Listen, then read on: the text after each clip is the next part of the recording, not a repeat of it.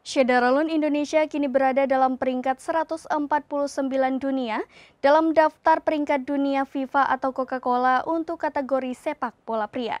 Berikut informasi selengkapnya.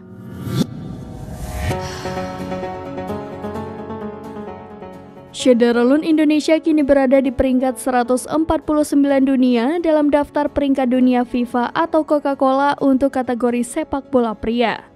Indonesia yang mengumpulkan 1046,14 poin mengalami kenaikan 2 posisi dari peringkat dunia FIFA atau Coca-Cola sebelumnya berada di peringkat 151. Indonesia terus berada dalam tren kenaikan peringkat dunia FIFA sejak 2019.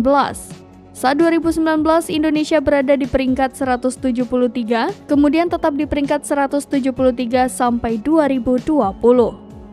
Indonesia naik lagi di peringkat 164 di 2021, kemudian naik lagi menjadi peringkat 151 di 2022, hingga akhirnya Indonesia di peringkat 149 pada peringkat baru 2023. Saat ini, Indonesia menempati peringkat 149 karena di bawah rata-rata peringkat Indonesia yang rata-rata nomor 132 dunia. Peringkat terbaik yang pernah dicapai Indonesia adalah peringkat 76. Sedangkan peringkat terburuk Indonesia berada di posisi 191.